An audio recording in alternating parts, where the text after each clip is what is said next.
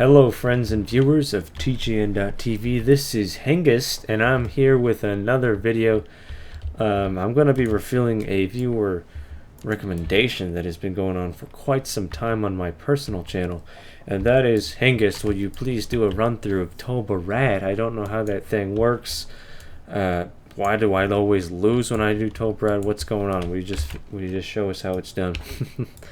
And to be perfectly honest with you, sorry, by the way, I just woke up from a nap because I was so tired today, and my god, I got like 4 hours of sleep and I had to work really early in the morning.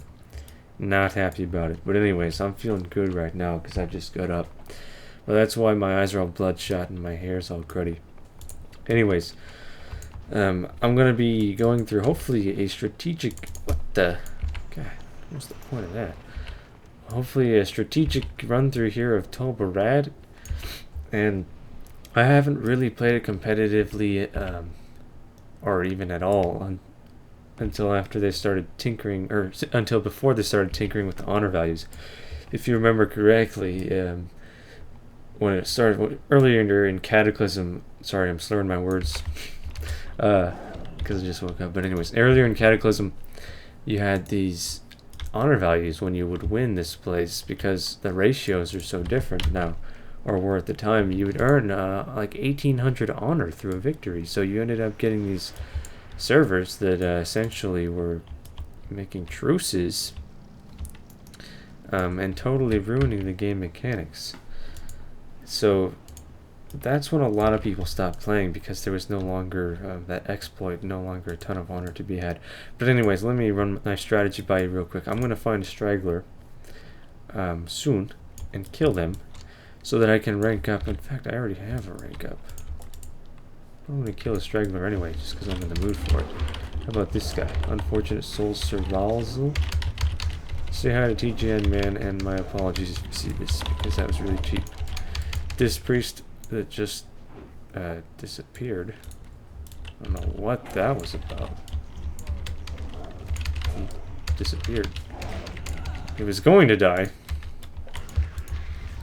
This rogue.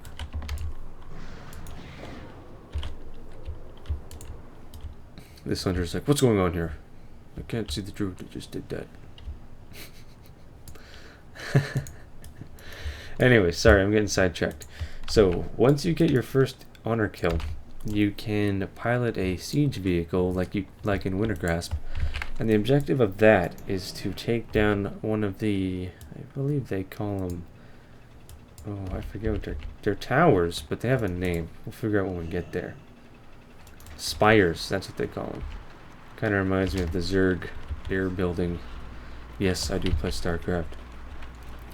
Anyways, yeah, so when you take down these towers, then the team's... Oh, cell phone, devil. Saturday night, I gotta do this video, though. You guys are my #1 priority. Once you take down the towers, the capture time for the bases, which is how you win as an attacker, is reduced. So it directly affects the ability you have to win the game. In fact, if you don't capture the towers, your playability and your ability to win is going to be greatly hindered. So, oops, wrong button there. I like to hide them behind the tower. I think most people probably do that because if you're riding up here to take a look at the spire, you can't see them from the front. All you have is an indicator that the spire is in fact under attack, and you also have to run around and get in the line of sight. It's just smarter to put them back there. So that's why we did that, and then they automatically bombard the spire until they're destroyed or the tower is destroyed. So there is a degree of defense that goes on here. Typically the defending team doesn't feel obligated to defend the spires because the mechanics of the zone really are kind of broken. For the most part, the defending team can just stockpile their forces in one base and defend it, which for the most part ends up in having a very long drawn out victory on their part. But that's not always the case. However, that is the most common strategy that you'll find. These waters look really murky. Okay, I typically don't like to interfere with one-on-ones like this, but since this devil over here just interfered, it's an enhancement sham, I'm going to go ahead and jump in and help my brother out here. He's not actually my brother. Well, he could be. I don't know. Maybe my brother plays WoW and he doesn't tell me about it. So then, oh boy, he just went down. Yeah. Oh,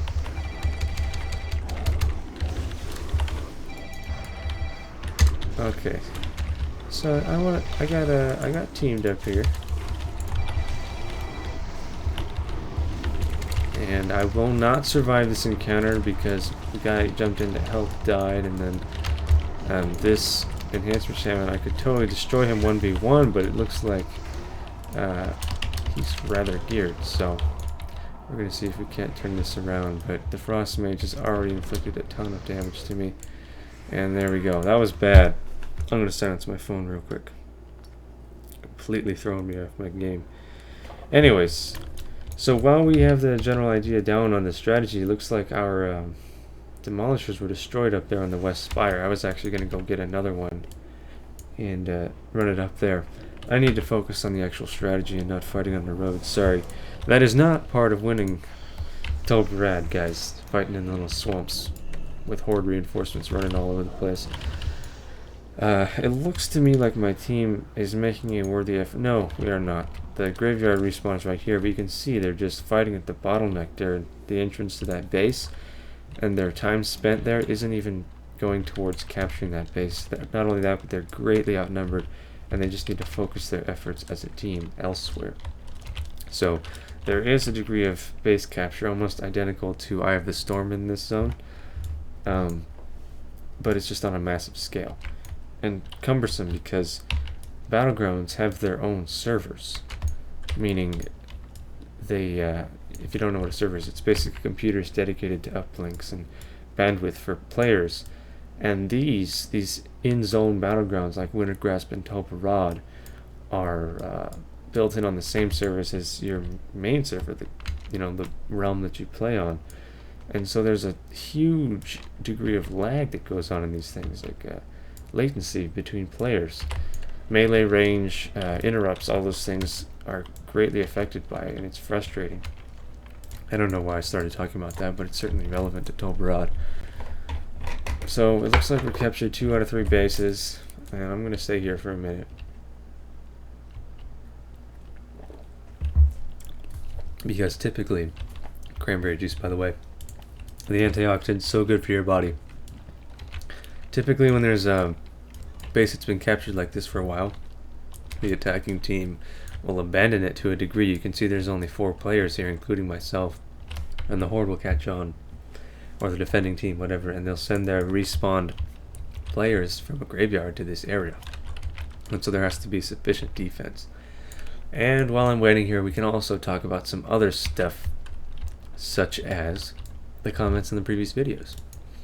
I have put up 3 videos on TGN, and I told you guys that I would be putting up a Fire Mage PvE guide, and I intend to. The only reason I haven't yet is because I've been busy with school. Ooh, yeah. Here, oops.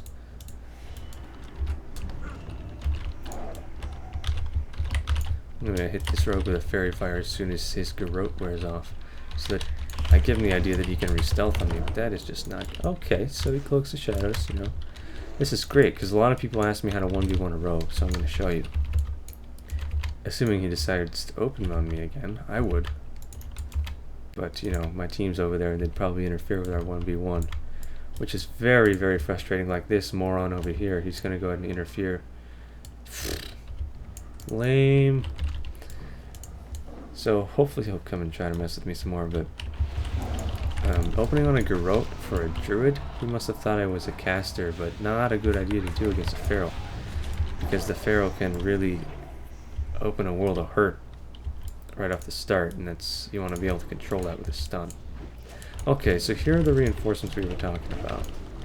No, that's too much for us to handle.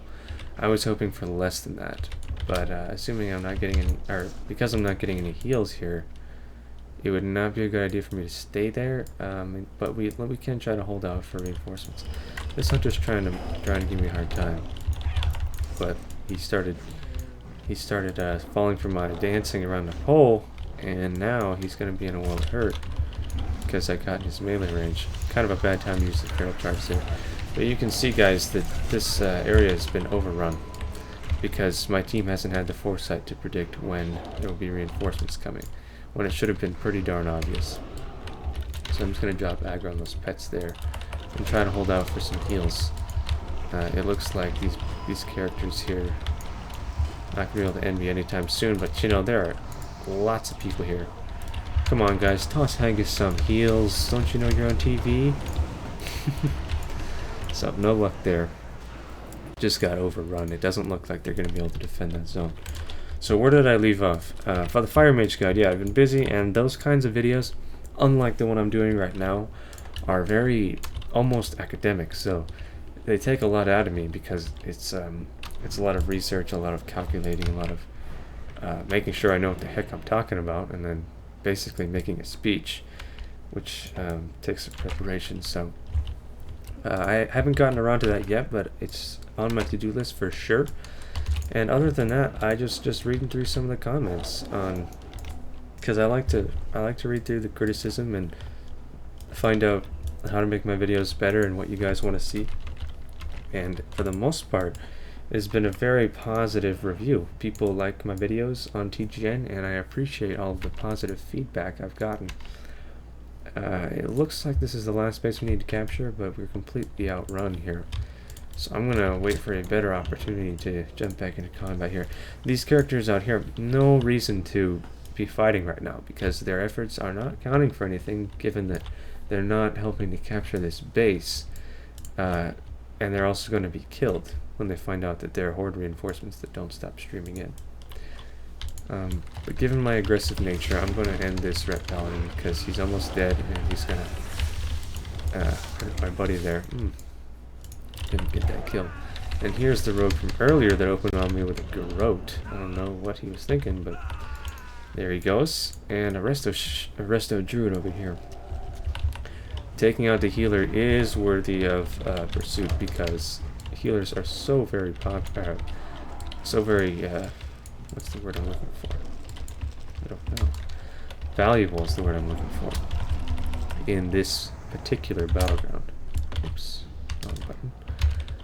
Oh my gosh, Hengest, you're just slopping all over the place. But that does not justify chasing him down for longer than I did. So you just need to focus, don't get sidetracked, and just stay on top of capturing this base, which it looks like my team completely ran in here and talked about owning some fools here. Oh my gosh. So yeah, it looks like if we're able to capture this within a couple seconds, like 5 to 10 seconds, we will win. But we could lose a base in that time. We do not know. Yes, we just won. Okay. So I'm sorry, guys, that wasn't as technical as I would have liked it to be, because let's face it, I was focusing too much on my commentary and not the game. Trying to talk about too many things at once. But you can see the honor values definitely changed. They used to be about 1800, I believe. So when the game first came out, there was people really taking advantage of that and just getting full bloodthirsty sets as really new players, and it kind of ruined Battlegrounds and ruined a lot of things for a while, and that was a huge mistake by Blizzard. The zone kind of fell out of their control when it first came out, so that's why a lot of people aren't familiar with it.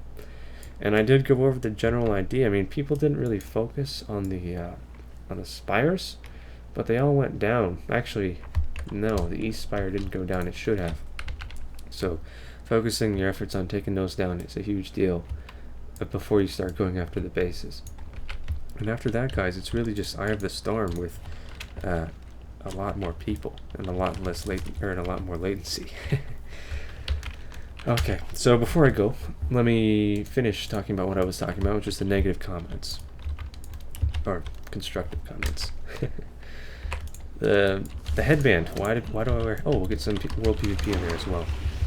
Why do you wear a headband, Hengest? You trying to be a poser or what? You kind of look like a dork. And reason being, I'm just a total freaking rock star from Mars, man. I love my headbands. I have since I was a young kid, and that's the way it is. It's the same as like somebody wearing a hat, you know. There's no damn. That paladin had a lot of defense. There's no nothing against headbands, you know. It's like it can be stylish. It's not that I'm going to the gym like a lot of you think. Even though I really do need to go back into the gym, but it does help me concentrate because it keeps my hair out of my face, which when it's longer is more of an issue. But that's not so much of an issue these days because I'm losing my hair. Whoop, don't tell anybody I said that. How about another one? Hengest, are you high when you do your videos? Are you stoned? What's your problem? Why are you so mellow all the time? That's just the way I am, guys. I don't do drugs. In fact, I've got kids in my life that look up to me, not actual children, but like an 18-month-old niece that looks up to me, and I look after her, so I set an example. I got younger cousins that are like that as well, and I just don't do drugs. So sorry to burst your bubble, but no, I don't do that.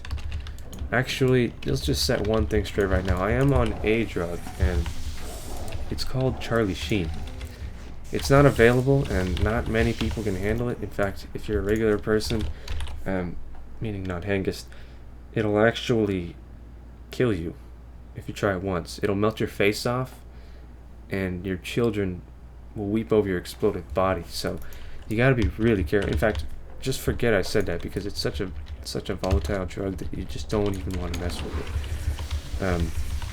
What else? What other questions have we had? Hengest, will you do some fire mage? Yes, I will. Soon. Hunters, yes, I will. My hunter is terribly geared because I just haven't had the time to gear him up, but I do want to do some of that as well.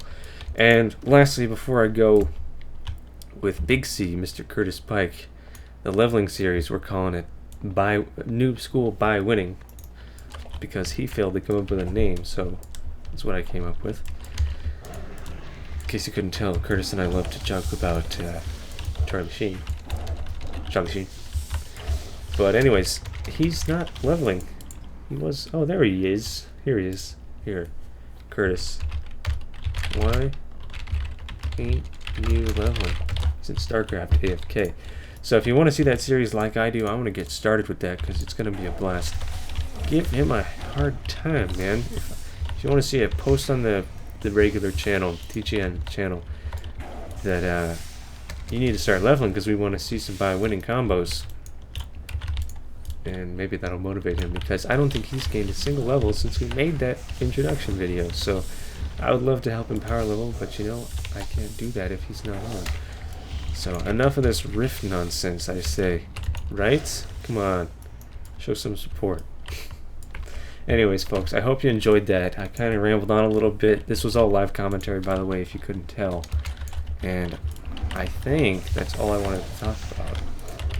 I wish that the Tol Barad, in fact, let me just say, I actually recorded one of these about 2 hours ago, and it was awesome. I did really well at PvP, the commentary was good, but I forgot to hit the record button. And so I was just pissed off, and I took a nap. I woke up saying, gosh, man, how could I do that? So hopefully this is at least somewhat as good as the first one. But anyways, that's all I got for you guys. Have a great day. I'll see you next time. Bye-bye.